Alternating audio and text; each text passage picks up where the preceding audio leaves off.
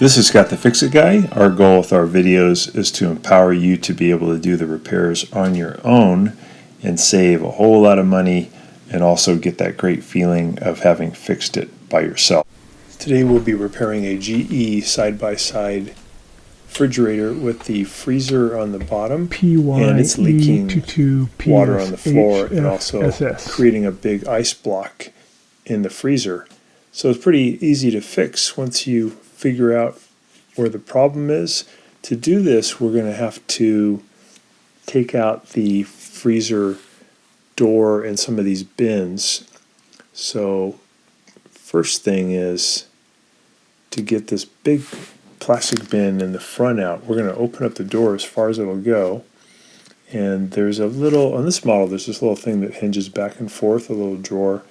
We're just going to lift that straight up to get that out of there, and that's going to help us to get the bigger bin out of there. When we get the bin out of there, we'll be able to remove some little bolts that are holding on the door to give us more room to work.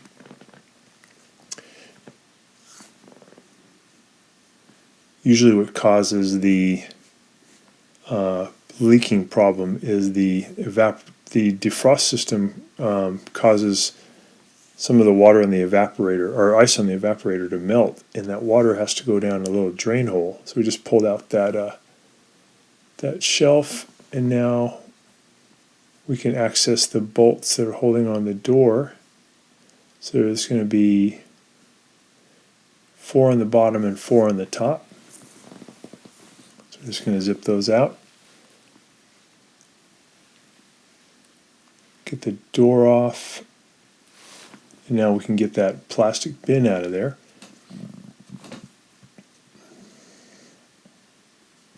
Just lift that right out.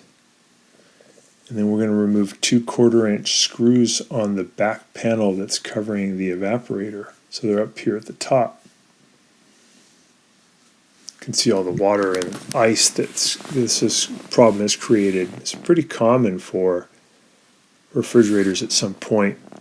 The water can no longer go down the drain hole because something's blocking the drain hole. So we're going to pull now this connector at the top, and now we can get the back panel just out of there, which will expose the evaporator.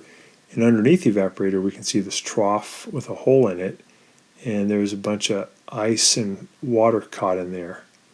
So I'm going to use just my fingers. You might need to use like a paint scraper or a screwdriver to break up the ice, and you can get the ice out of there. I'd asked the customer to leave the machine unplugged and the door open for about 6 hours so that it made it a bit easier to do this procedure. If you don't do that, it's okay. You just have to work harder to remove all the ice first. I'm going to use a turkey baster to reach in there into that hole and get all that water out of there. Usually what causes that hole there to be blocked is just ice that's built up. Sometimes some dirt can get in there too and cause an obstruction. That's less common.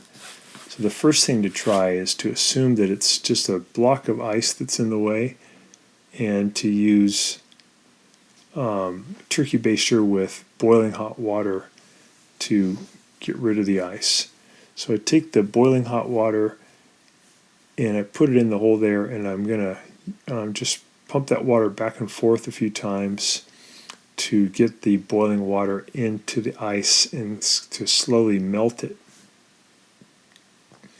Once I've done that for maybe 10 times, I'll take that water that I just put in there and I'll pull it out with the turkey baster, put it in another container, because that water is no longer hot. It's no longer melting the ice.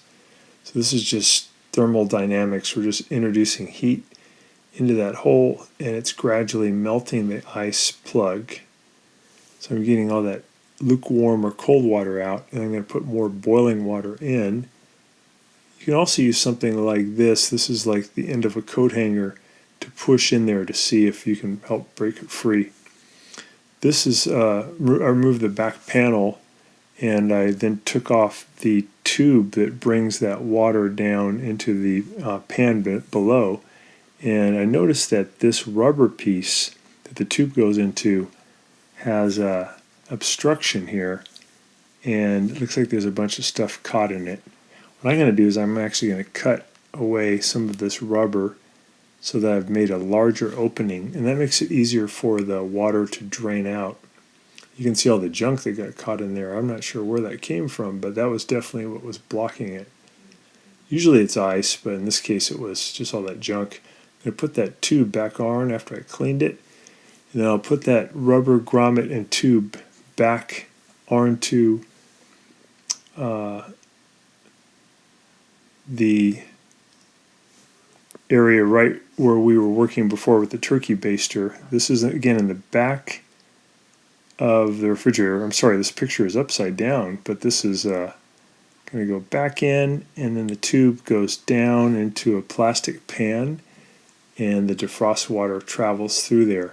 And now it's going to drain properly and no more leak. Hopefully this will help you too. Thanks so much for watching our video. We really appreciate your support.